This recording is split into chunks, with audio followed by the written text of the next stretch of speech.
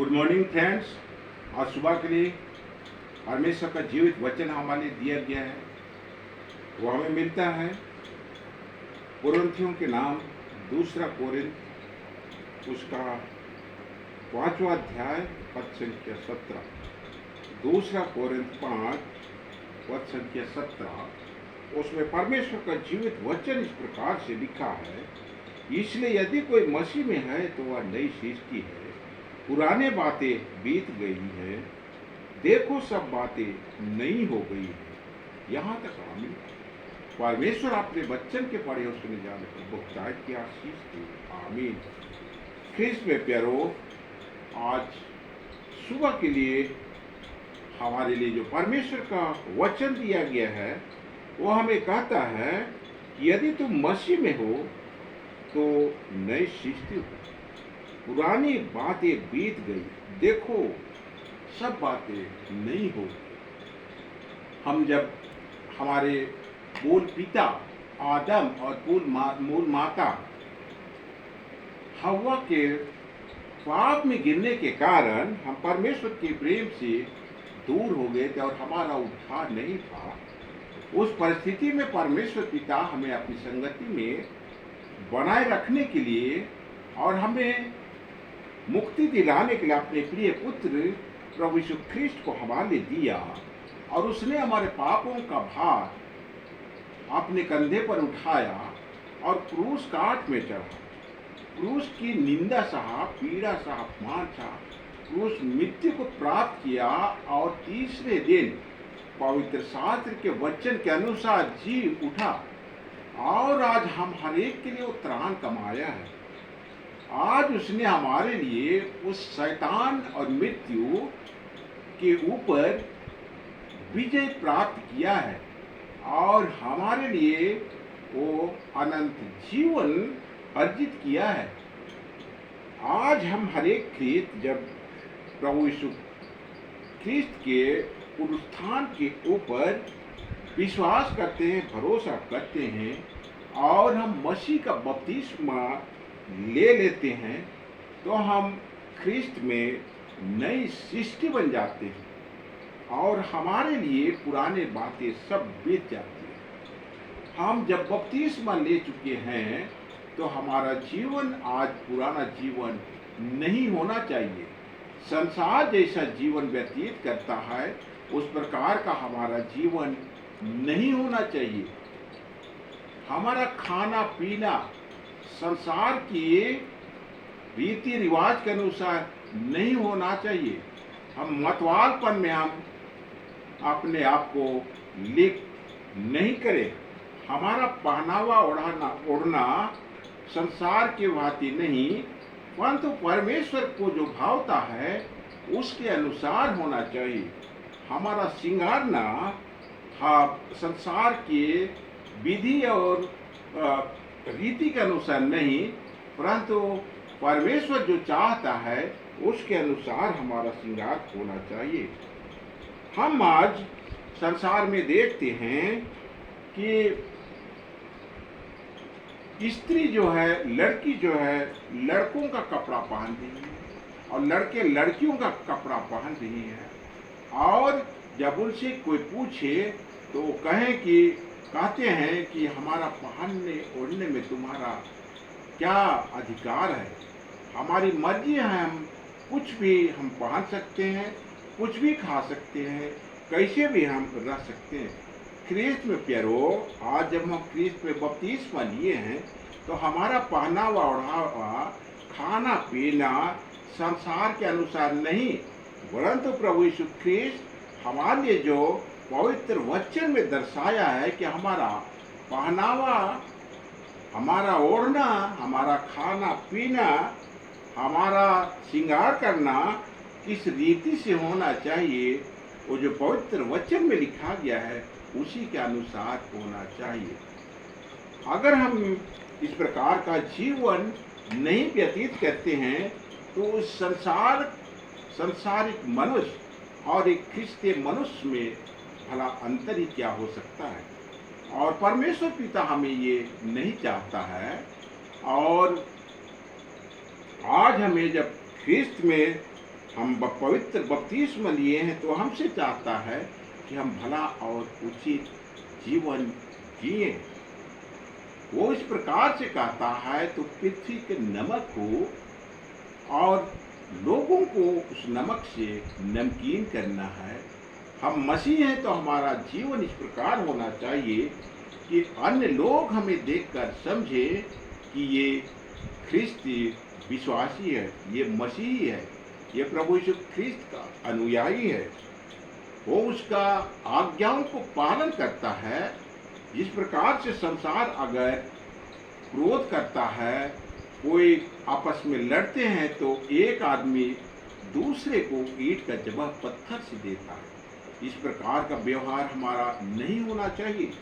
हमें प्रभु यीशु ख्रिस्ट अपने पवित्र वचन में कहता है, यदि तुम्हारा एक गाल में बाएं गाल में कोई थप्पड़ मारे तो उसको दाएं गाल भी तुम उसके सामने रख दो ताकि वो थप्पड़ मारे।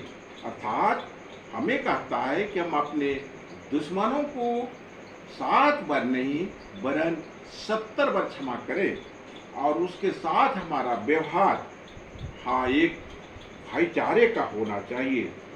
इसी प्रकार से अगर हम ख्रिस्त में नई सृष्टि हैं तो हमारे अंदर जो पुरानी बातें हैं वो सब खत्म हो जाती है। हमारा पुराना चाल चलन कैसा था और हम किस रीति से हम जीवन व्यतीत करते थे वो हमें स्मरण नहीं होना चाहिए। आज देखा जाता है कि हमारे बीच में अगर किसी के साथ लड़ाई झगड़ा हुआ है तो वो हम मरने तक जो है हम मनुष्य जाति उसको नहीं भूल पाते हैं। परंतु पवित्र वचन प्रभु यीशु ख्रिस्ट हमें बताता है नई सृष्टि है, इसलिए उन बातों को हमें भूल जाना चाहिए।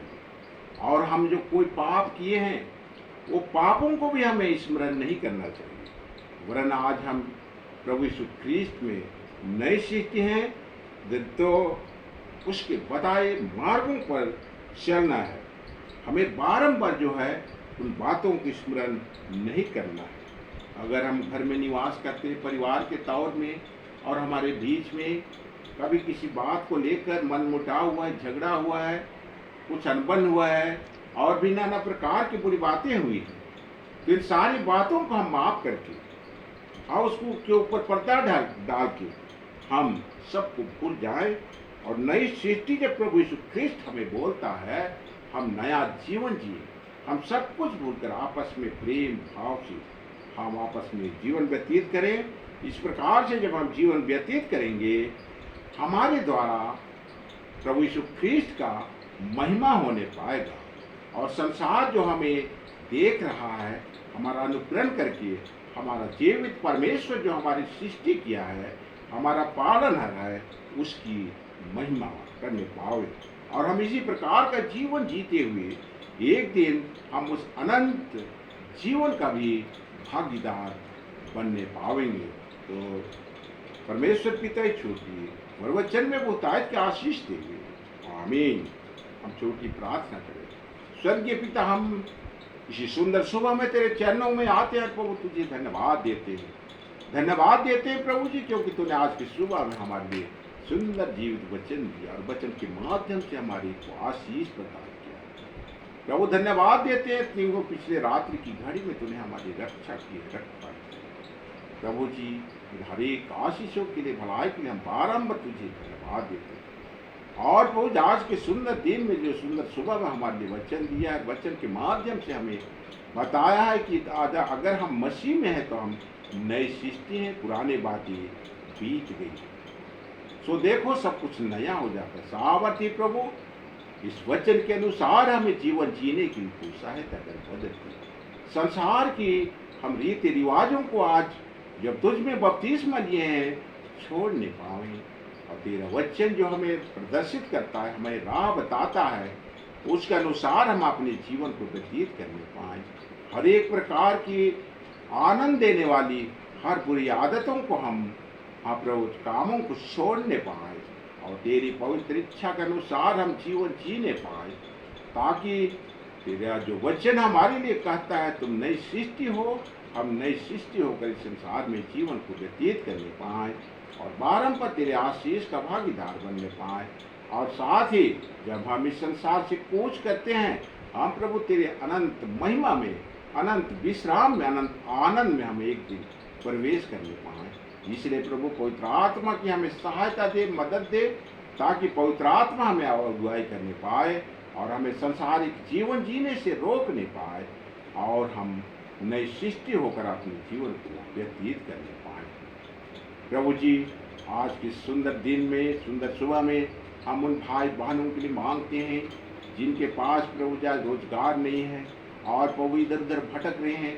सामर्थ्य प्रभु आज उनको रोजगार मिलने के लिए हम घोषणा करते हैं। और प्रभु जो कितने लोग जो है नशा के शिकार हैं, ड्रग्स का शिकार हैं, मोबाइल का शिकार हैं, उन हर एक को हम यीशु नाम से छोड़ने की आज्ञा देते हैं। और प्रभु जी कितने आज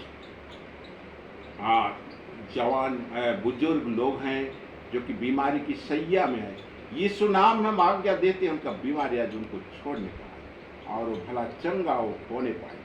कितने लोग आज ब्लड प्रेशर के शिकार हैं, शुगर की बीमारी के शिकार हैं, यीशु नाम में उनका हर प्रकार का शुगर, ब्लड प्रेशर दूर होने पाए। यीशु नाम में वो चंगा होने आशीष को प्राप्त करें।